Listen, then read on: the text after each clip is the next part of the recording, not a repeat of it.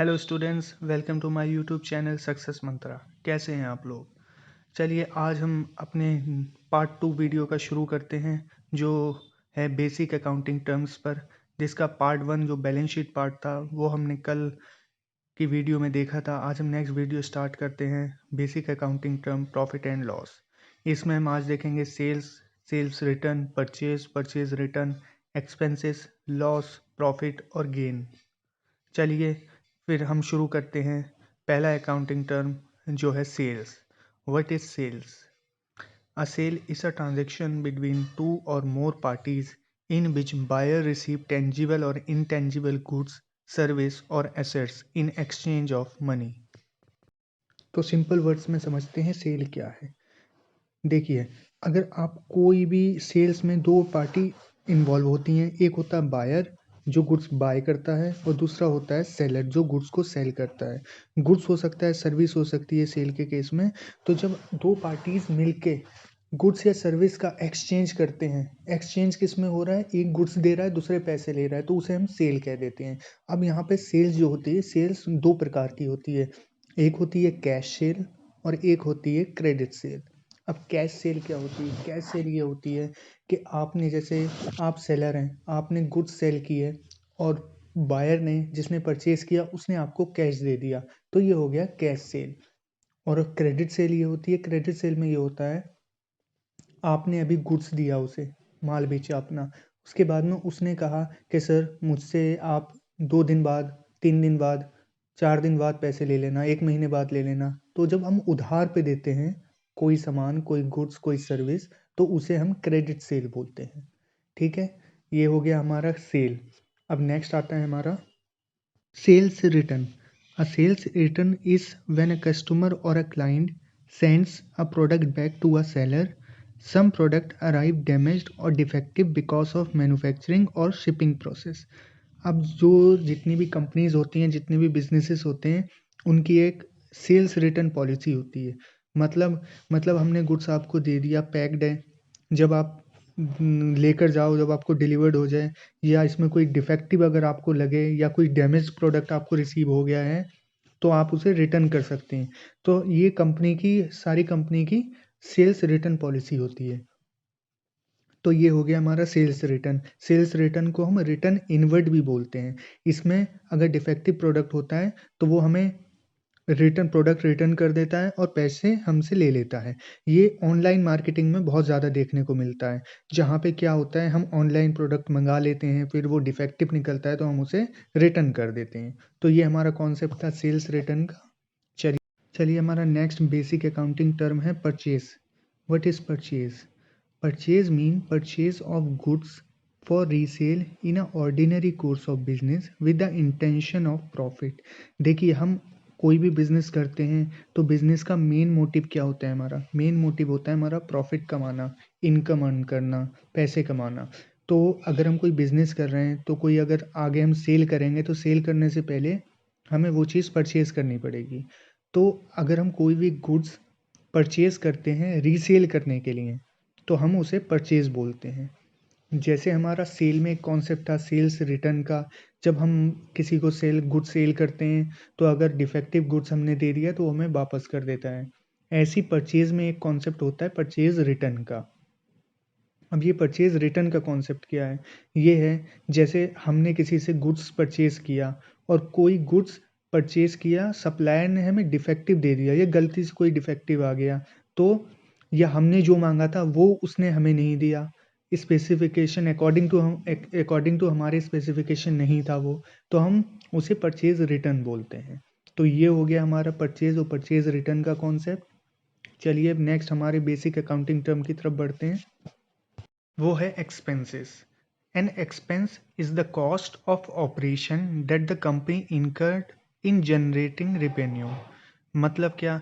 मतलब कोई भी हमने, जैसे बिजनेस कर रहे हैं, हम बिजनेस करने में हमने कोई भी एक्सपेंस किया है रेवेन्यू कमाने के लिए, तो हम उसे एक्सपेंस बोलते हैं। एक्सपेंस मतलब कोई भी खर्चा हमने किया है। बहुत तरीके के खर्चे हो सकते हैं बिजनेस जब हम चलाते हैं। तो हमने कोई दुकान रेंट पे ले रखी है, तो उसका किराया देंगे, टेलीफोन का बिल है, इंटरनेट का बिल है, किसी को हमने अकाउंटेंट रखा है, हमने उसे सैलरी देनी है, तो ऐसे लॉट्स ऑफ एक्सपेंसेस होते हैं बिजनेस में। तो ये हमारा एक्सपेंस वाला पार्ट था। इसमें कोई डायरेक्ट एक्सपेंस होते हैं, इनडायरेक्ट एक्सपेंस होते हैं, ऑपरेटिंग एक्सपेंस होते हैं, नॉन ऑपरेटिंग एक्सपेंस होते हैं। उसके लिए एक अलग से सेपरेट वीडियो बना के उसमें आपको मैं समझा दूंगा। चलिए अब नेक्स्ट बेसिक अकाउंटिंग टर्म की तरफ बढ़ते हैं। तो नेक्स्ट कॉन्सेप्ट है हमारा प्रॉफिट। देखिए, जब भी हम बिजनेस करते हैं तो हमारा पहला मोटिव होता है प्रॉफिट कमाना। क्योंकि जो हमारा प्रॉफिट होता है, अगर हमारा प्रॉफिट हमें मिलेगा तभी हम आगे बिजनेस कर पाएंगे और तभी हम अपने बिजनेस को आगे तक ले जा पाते हैं। तो ये प्रॉफिट होता क्या है, चलिए एक बार डेफिनेशन देख लीजिए। डेफिनेशन से आपको समझ आ जाएगा ये। Excess of revenue over expense. मतलब आपका रेवेन्यू जो है, आप सेल जो कर रहे हैं, जो आपको इन रेवेन्यू पैसा आ रहा है वो एक्सपेंस से ज़्यादा है तो आपका प्रॉफिट होगा। ड्यूरिंग द अकाउंटिंग ईयर, मतलब अकाउंटिंग ईयर में from normal course of business, जो आपका बिजनेस एक्टिविटी आप कर रहे हैं, तो ये आपका प्रॉफिट हो गया। इससे क्या होता है, इससे आपकी कैपिटल बढ़ती है। कैपिटल बढ़ेगी मतलब आपका बिजनेस बढ़ेगा। तो ये हमारा प्रॉफिट का कॉन्सेप्ट होता है। प्रॉफिट को आप ऐसे भी देख सकते हैं, profit is equal to revenue minus expense. मतलब आपके रेवेन्यू ज़्यादा है एक्सपेंस से तो आपको प्रॉफिट है। तो आप समझ गए होंगे। चलिए अब आगे बढ़ते हैं। जो हमारा नेक्स्ट बेसिक अकाउंटिंग टर्म है वो है गेन। अभी हमने देखा प्रॉफिट, अब ये गेन क्या होता है, तो चलिए गेन को समझते हैं। Any profit arising from business transaction. मतलब हमारी ये बिजनेस ट्रांजेक्शन तो है, जो हमने देखी थी हमारी बिजनेस ट्रांजेक्शन क्या होती है, जिसमें मनी का इन्वॉल्वमेंट होता है, तो ये बिजनेस ट्रांजेक्शन है। But other than main operation, मतलब कोई भी प्रॉफिट हमें अराइज हो रहा है हमारे बिजनेस ट्रांजेक्शन से, बट वो मेन ऑपरेशन नहीं है, तो फिर क्या है वो है जैसे सेल्स ऑफ फिक्स एसेट। आपने फिक्स एसेट्स को सेल कर दिया, उससे आपको कोई प्रॉफिट हो गया। दूसरा, आपको इंटरेस्ट रिसीव हो गया, और आपको जैसे डिविडेंड मिल गया। तो ये सारे आपके मेन ऑपरेशन नहीं है, आपका काम है कुछ और। सपोज आपका काम है रेडियो बनाना, तो आपको रेडियो बनाना तो मेन बिजनेस हो गया। दूसरा हो गया, अगर आपने कोई कार खरीदी थी, कार खराब हो गई, कार 5 साल बाद 2 साल बाद आपने सेल कर दी, तो वहां से जो प्रॉफिट हुआ आपको, तो वो आपका गेन होगा। वो आपका प्रॉफिट नहीं होगा, वो आपका गेन होगा। आपने एफडी करा रखी है, आपको एफडी से इंटरेस्ट मिलता है, ब्याज मिलता है, तो वो आपका गेन हो गया, वो आपका प्रॉफिट नहीं है। तो होप सो आप ये समझ गए होंगे।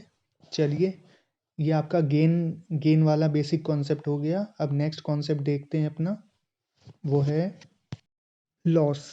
अभी लॉस क्या है, देखिए जब हम बिजनेस करते हैं तो ज़रूरी नहीं है कि हमें हर बार प्रॉफिट ही हो, हमें लॉस भी होता है, हमें नुकसान भी होता है, हमें नफ़ा भी होता है।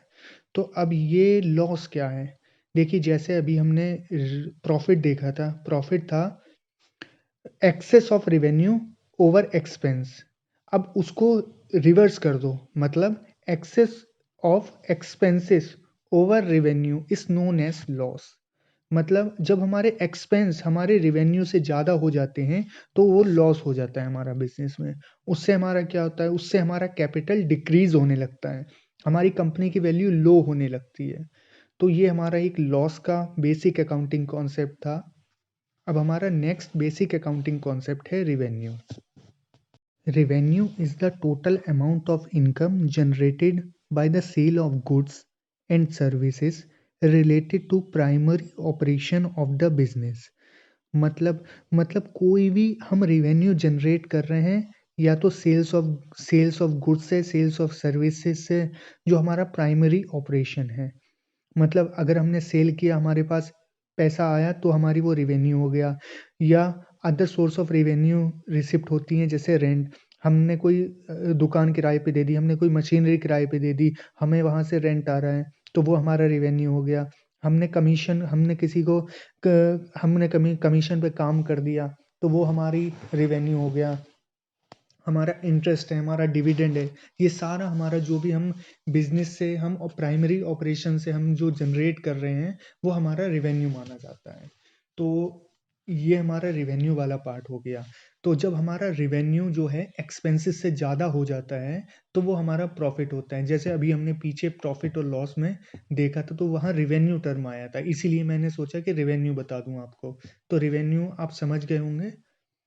तो चलिए, ज़्यादा वीडियो लंबी ना हो इसीलिए यहीं पे रोकते हैं वीडियो को। वीडियो अच्छी लगी हो तो लाइक ज़रूर करना, चैनल को सब्सक्राइब करना। Thank you so much.